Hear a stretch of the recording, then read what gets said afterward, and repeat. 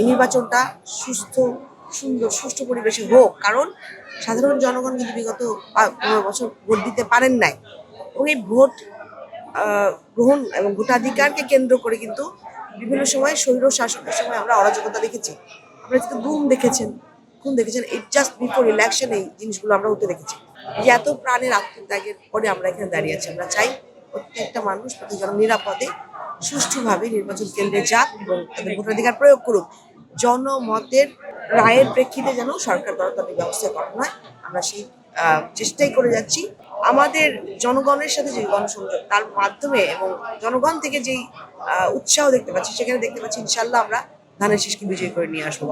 জনগণ নিজেদের মত প্রকাশ করতে মানে স্বাধীনভাবে মত প্রকাশ করে, এবং সেই জায়গা থেকে আমার মনে হয় তারা বিবেচনা করবে কোন প্রার্থী তাদের সাথে থাকবে, তাদের পাশে থাকবে, তাদেরকে সাথে নিয়ে কাজ করবে। ওই জায়গা থেকে আমি যখনই জনগণের কাছে যাচ্ছি, পাশে যাচ্ছি, ওই আস্থার জায়গাটা আমি দেখতে পাচ্ছি তাদের কাছে, ওই বিশ্বাসের জায়গাটা। কারণ 15 বছর তারা দেখেছে কারা তাদের অধিকার আদায়ের জন্য আন্দোলন করেছিল, কারা পাশে ছিল, এবং রাজপথ থেকে কিন্তু সরিনি আমরা। সেই জায়গা থেকে আমার মনে হয় জনগণ সর্বসাধারণের, নারী পুরুষ সকলের আস্থার ওই জায়গাটায় আছি। আলহামদুলিল্লাহ, এই কারণেই বিশ্বাস করি।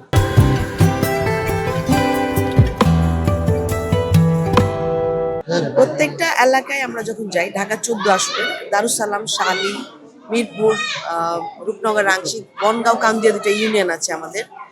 প্রত্যেকটা জায়গার চিত্র কিন্তু ভিন্ন। হ্যাঁ, ওটার পরিপ্রেক্ষিতে, তাদের অবস্থার পরিপ্রেক্ষিতে প্রত্যেকটা জায়গার প্রতিবন্ধকতাগুলো, দুর্ভোগগুলো, যে সেই দুর্ভোগগুলো নিয়ে আসলে কথা হয়। এবং আমাদের যে নির্বাচনী ইশতেহার, আমাদের সেখানে কিন্তু এই দুর্ভোগগুলো নিয়েই আমরা কথা বলেছি, যেগুলো করতে হবে দরকার জনগণের জন্য, এবং যেগুলো আসলেই প্রয়োজন এবং আসলেই করা সম্ভব, সেগুলো আমরা আমাদের ইশতেহারে নিয়ে আসছি। আমরা এখন এমন কোনো কথা জনগণের সঙ্গে বলি না যেটা আসলে বলে চলে যায়, করা হয়তো কখনো সম্ভব হয় না। প্রত্যেকটা জায়গায় যেটা আমরা দেখলাম যে প্রথমেই প্রত্যেকটা নাগরিকের নিরাপত্তা নিশ্চিত করা অতীব জরুরি। এখন রুল অফ ল ইন প্লেসে না থাকার কারণে মানুষকে বিভিন্নভাবে প্রতিকূল অবস্থার মধ্যে পড়তে হচ্ছে, এবং মানুষ কিন্তু নারী পুরুষ নির্বিশেষে কেউই নিরাপদ না। চলাচল করার ক্ষেত্রে, কর্মক্ষেত্রে যাওয়ার ক্ষেত্রে মাদকের ব্যাপক প্রভাব প্রত্যেকটা এলাকায়, দুর্নীতি, চাঁদাবাজি, দখলদারিত্ব, তারপরে এর কারণে বিভিন্ন জায়গায় ইনস্টিটিউশনগুলো ফাংশনাল না, যে কারণে বিভিন্ন জায়গায় যেমন ট্রাফিক ম্যানেজমেন্ট সিস্টেম প্লেসে না, প্রত্যেকটা রাস্তায় যানজটের দুর্ভোগে পড়তে হচ্ছে মানুষকে। ওয়েল প্ল্যান্ড ওয়েতে, এই যে রাস্তা মেরামতের কাজ বলেন, বর্জ্য ব্যবস্থাপনার কাজ বলেন, কোনোটাই ওয়েল প্ল্যান্ড হতে হচ্ছে না। বৃষ্টি হলে রাস্তা পানি জমে যাচ্ছে। পয় নিষ্কাশন ব্যবস্থাপনার স্থায়ী ব্যবস্থাপনা লাগবে। পাশাপাশি শিক্ষা ক্ষেত্রে এবং স্বাস্থ্য ক্ষেত্রে যথেষ্ট পরিমাণ ইনস্টিটিউশন নাই। শিক্ষা প্রতিষ্ঠান বলেন, স্বাস্থ্য সেবা ইউনিট বলেন, কোনোটাই নাই। মান যেগুলো, এগুলো অনেক অনুন্নত, সেগুলোকে জায়গায় আনতে হবে, ইন প্লেসে আনা দরকার।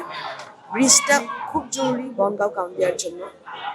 ব্রিজটা করলে একটা বিচ্ছিন্ন একটা জনগোষ্ঠীর মতো তারা আছে বনগাঁও কাউন্দিয়ার মানুষ, এবং টোটালি তারা শিক্ষা বলেন, স্বাস্থ্য বলেন, সব সেবা থেকেই বিচ্ছিন্ন। ওই জায়গায় মানে ঢাকার মধ্যে এমন একটা জায়গা আছে, এটা আমি জানি না আসলে মানুষ চিন্তাও করতে পারবে কিনা। ওইটা আমরা সংযোগ করার প্রথম চেষ্টা করব। ইশতেহারগুলোতে এইগুলো মোটামুটি চলে এসছে। পাশাপাশি সবচেয়ে আরেকটা বড় ফোকাস থাকবে আমাদের তরুণীদের জন্য, তাদের জন্য, নারীদের জন্য আমরা কি করতে পারি, সামনে কি আনতে পারি। মাদক বন্ধ করা যাবে, জিরো টলারেন্সে যাবো, কিন্তু তার নিরাময়টাও তো দরকার।